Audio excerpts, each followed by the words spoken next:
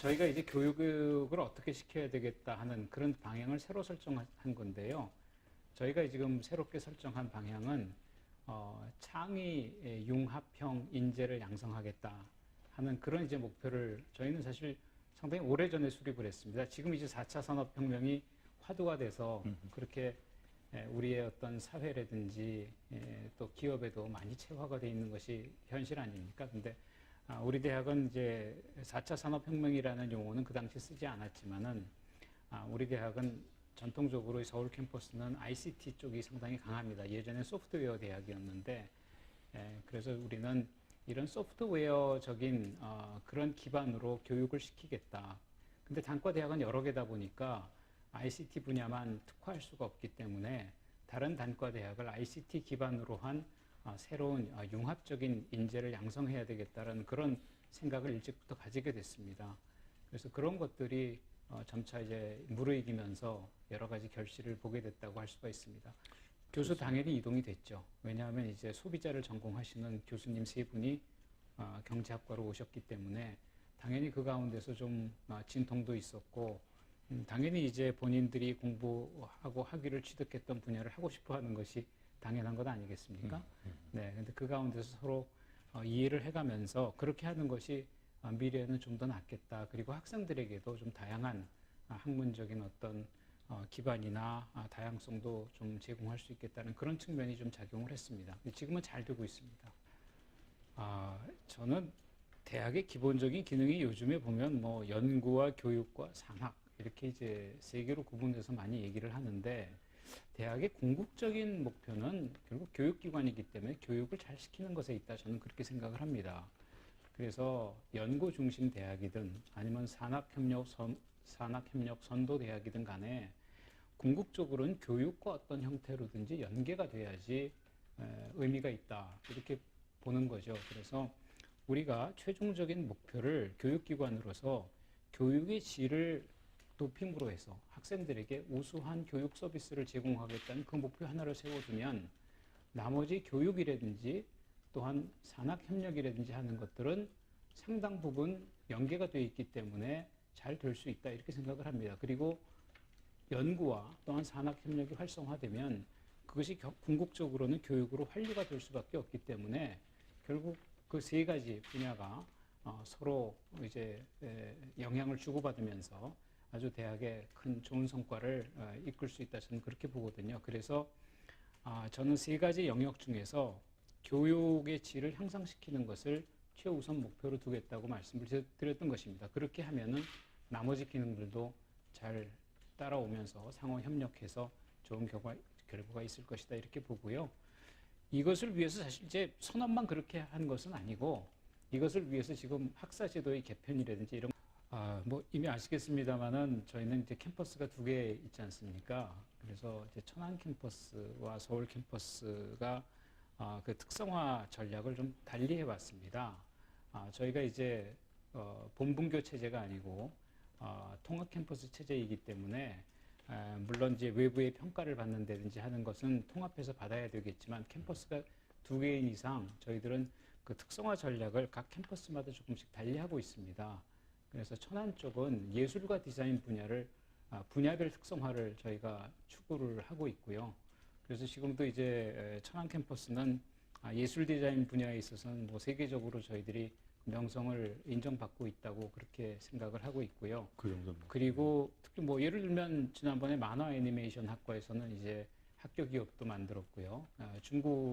특히 이제 중국 지역에서는 많은 사람들이 학교 기업 처음 오픈할 때 참가를 했습니다. 그래서 우리 학생들의 그 작품이라든지 이런 데 많은 관심을 보이고 이제 그거를 그냥 라이센싱을 사가는 겁니다. 그래서 사가게 되면은 여기서 학생들이 드로잉한 것들을 중국에서는 이제 중국어로 그대로 출판할 수 있는 그런 이제 학교 기업으로서의 역할도 하게 되고요.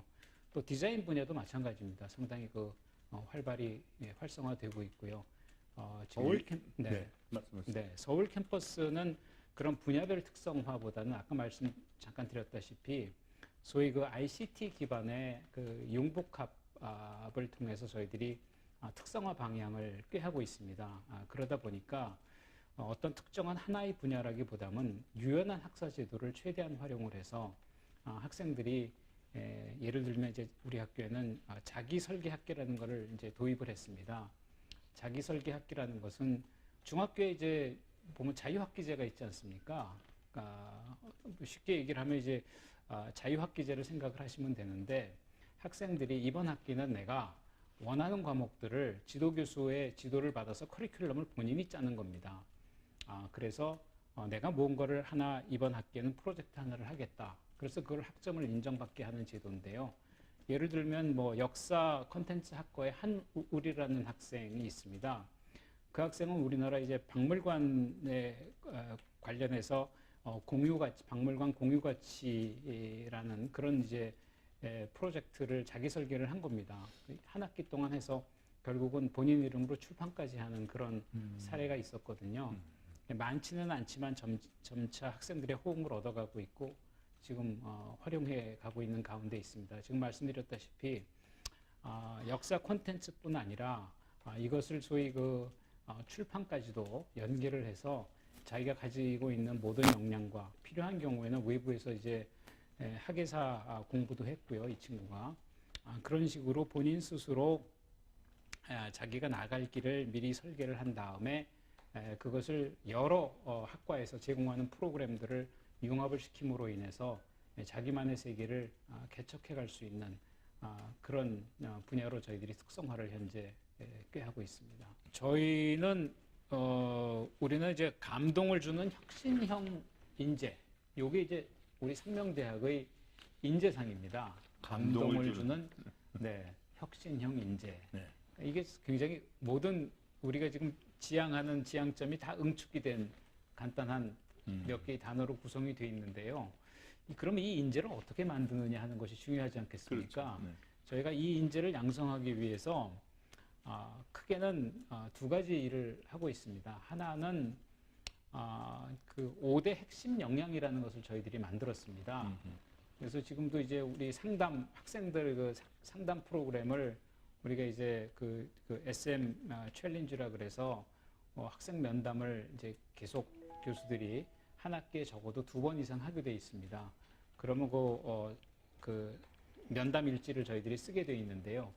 이제 그 학생에 대해서 이제 교수가 이제 들어가서 보면 마치 병원 차트 우리가 읽을 수 있듯이 이 학생이 핵심 역량에 대해서 어떻게 준비가 되어 있는지 하는 것들을 우리가 볼 수가 있습니다. 그것은 이제 학생들이 본인들이 이제 공부를 한 기록이라든지 과거의 상담 기록이라든지 이런 거를 통해서 계속 교수들이 체크를 함으로 인해서 얘가 어느 정도의 핵심 역량을 가지고 있구나 하는 것을 이제 늘 교수들이 팔로우하면서 가게 되어 있는데 요건 이제 평생 지도교수제라는 제도에서 매 학기 이 학생이 1학년부터 시작해서 졸업할 때까지 계속 저희들이 팔로우하게 되어 있습니다. 마치 병원 차트를 생각하시면 되고 그래서 지금 꼭 말씀드리려고 하는 것이 바로 그런 부분인데요.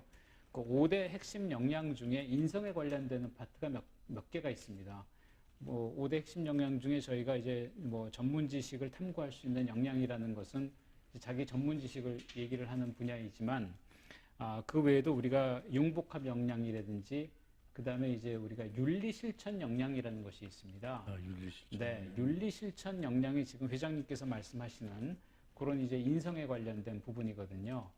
그러니까 얼만큼 사실 그 정의감이 있는지 이런 것들은 대학에서 전공 과목에서는 사실 가르치기 좀 힘든 부분이고요. 네. 얼만큼 사람이 됨됨이가 됐느냐 하는 그런 부분들 역시 전공 과목에서는 접할 수 없는 부분이죠. 그래서 저희들이 교양 과목이라든지 특히 이제 비교과 그 활동을 통해서 저희들이 이런 부분을 강조를 하고 있고 이런 부분의 활동이 굉장히 왕성하다든지 좋은 성과가 있으면 지금 이제 아까 말씀드렸던 윤리 실천 역량 부분에 있어서 상당히 이제 역량이 높다고 측정이 될 수 있는 것입니다. 그래서 이런 역량들이 다 갖추어지게 되면 상당부 어느 수준에 이르게 되면 정말 우리 상명이 보증할 수 있는 인재가 되는 것이다. 그래서 인재상에 맞는 지금 아주 굉장히 중요한 말씀을 하셨는데요. 네. 제가 그 교육의 질 제고에서 우리 교무처장님한테 부탁했던 사항이 하나 있는데요. 그것이 우리 학생들에게 많은 과목에서 소위 요새 PBL 강조를 많이 하지 않습니까? 프로젝트 베이스 러닝을 할 수 있는 과목을 좀 많이 도입했으면 좋겠다. 근데 프로젝트 러닝 학습이라고 하는 것은 자기 혼자서 프로젝트를 하기보다는 주로 이제 팀으로 프로젝트가 이루어지지 않습니까? 그래서 보통 이제 서너 명이 한 팀이 돼서 그런 프로젝트를 한 학기 동안 수행을 하게 되는데요. 이 프로젝트를 하게 되면 물론 이제 그 내용도 잘 알게 되지만은 회장님 말씀하신 나만 잘해서는 팀이 잘 되는 거하고는 상당히 별도로 움직일 수가 있습니다. 다른 팀원들이 협조를 하지 않으면 뭐 본인의 성과는 있을지 모르지만 팀 내 성과는 떨어질 테니까요. 그래서 우리가 이런 소위 프로젝트 베이스 러닝 PBL을 좀 더 활성화하고 이걸 통해서 학생들이 교육받는 기간이라고 해도 이 기간 동안에 서로 협업하고 협조해서 팀의 성과를 올리는 그런 훈련을 많이 했으면 좋겠다. 그리고 아까 이조 전 장관님 말씀을 하셨습니다만 이분이 KDI 스쿨에서 지금 실험한 것이 바로 이제 PBL의 학습 성과인데요. 최근에 나온 보고서를 보니까 PBL을 했을 경우에 바로 이제 주입식 교육을 했을 경우 또 개인적으로 교수님들이 가르쳤을 경우보다 PBL을 한 학생들이 지식을 습득하는 양에 있어서 전혀 부족하지 않고 그 외에 추가적으로 협업하는 능력이라든지 공동으로 뭘 하는 능력이라든지 하는 것은 월등하게 뛰어나더라.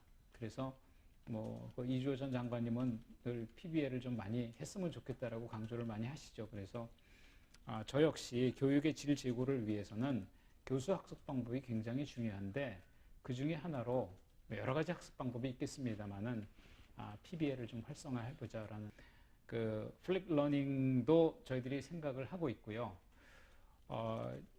제가 이제 9월 27일 날 취임을 했는데 한 달 못 되는 기간 동안 이제 학과에서 가르치지 않았겠습니까? 9월 달에. 그래서 제가 가르치는 과목 중에 이제 한국경제 이해라는 과목이 있습니다. 요게 이제 바로 말씀드렸던 PBL과 플립 러닝 두 개를 이제 결합한 식으로 제가 수업을 디자인을 했는데요. 이게 실제 해보니까 플립 러닝이 굉장히 사실 어렵더라고요. 어렵죠. 네. 이게 제가 학생들에게 일단 동영상 시청을 첫 과제로 주고 이 동영상을 시청한 이후에 실제 이제 시청하고 왔는지 안 하고 왔는지를 알아내야지 그 다음 이제 수업 진도를 나갈 수가 있으니까 그래서 처음에 학생들 오자마자 이제 테스트를 10분간 실시를 했습니다. 그랬더니 유학생의 경우에는 아무래도 이제 언어에 좀 장벽이 있어서 그런지 유학생들의 경우는 플립 러닝 하기가 굉장히 힘들고요. 왜냐하면 이제 미리 보고 와야 되는데 이제 아무래도 외국인들이다 보니까 좀 한계가 있는 것 같고요. 한계. 내국인들의 경우는 한 3명 중에 2명은 열심히 시청을 하고 와서 거기에 이제 질문도 달아갖고 오고 제가 원하는 그런 방향으로 호응해서 잘 하는 반면에 한 3명 중에 1명 정도는 시청을 안 하고 오거나 좀 그렇습니다. 그래서 저는 이제 이게 초기 단계다 보니까 처음에 이제 그런 문제는 있지만 점차 자리 잡을 것으로 보고요. 중요한 것은 이제 교수님들 아니겠습니까? 교수님들이 그렇죠. 이제 변해야 되는데요. 그래서 저희는 저희가 무크 센터가 있습니다. 무크 지원 센터. 네. 네, 그다음에 이제 사이버 또 교육 지원 센터가 있고요. 그래서 두 센터를 통해서 앞으로 이 플립 러닝을 강화하기 위해서 교수님들이 사전에 본인들이 원하는 일단 비디오, 동영상을 촬영을 하게끔 저희들이 지원을 지금 적어도 한 과에 교수님 이제 몇 분이라도 이제 원하시면 그거를 이제 그 희망하시는 분을 대상으로 하려고 하고 있고요. 그래서 일단 다음 학기에는 한 30개 정도의 강좌를 저희가 생각을 하고 있습니다. 네, 그래서 플립 러닝을 본격적으로 추진하기 위해서는 일단 다음 학기부터 시동을 거는 겁니다. 그래서 우리 학교에서 이런 강의 방식이 진행이 되고 있고 이거는 교수님들이 처음에 부담은 좀 되시겠지만 하다 보면 굉장한 성과가 있을 거라고 봅니다. 일단 학습 시간이 늘어나고요. 그다음에 학생들이 미리 사전에 공부하고 오기 때문에 거기에 대한 이해는 굉장히 빠르게 정말 말씀하신 대로 제약이죠. 발전에 큰 제약이 되는 건 사실입니다. 그렇다고 해서 등록금을 우리가 올릴 수 있는 환경도 아니고 지금 대학들이 전부 자제하고 있는 가운데 있고, 더욱이 사립대학, 국립대학은 이제 신입생들에 대해서는 입학금을 안 받겠다고 했지만, 이제 사립대학에 대해서는 지금 뭐 자율적으로 결정할 수 있는 부분이 있기는 하지만, 그것도 이제 인센티브를 이제 갖다 이제 걸지 않았습니까? 그래서 이런 부분들이 저는 이제 주어진 여건이라고 생각을 합니다. 그래서 정부가 저는 이런 부분들을 모르지 않는다고 보거든요. 그래서 정부가 사립대학이 처해 있는 이 재정적인 어려움을 현실적으로 알고 있기 때문에 저희들이 이것을 일반 재정 지원 쪽하고 연계해서 앞으로 지원에 대한 방향을 좀 잡아주셨으면 하는 것이 좀 바람입니다. 그래서 이번에 마침 이번 정부에서 대학 기본 역량 진단이라는 이름으로 지금 과거의 구조개혁 평가를 실시한다고, 이름을 바꿔서 실시한다고 하는 것 자체가, 이름 바꿨다는 것은 단순히 이름을 바꿨다는 것보다는 지원의 방식을 저는 바꾸었기 때문에 이름도 바꿨다고 저는 그렇게 이해를 하고 있습니다.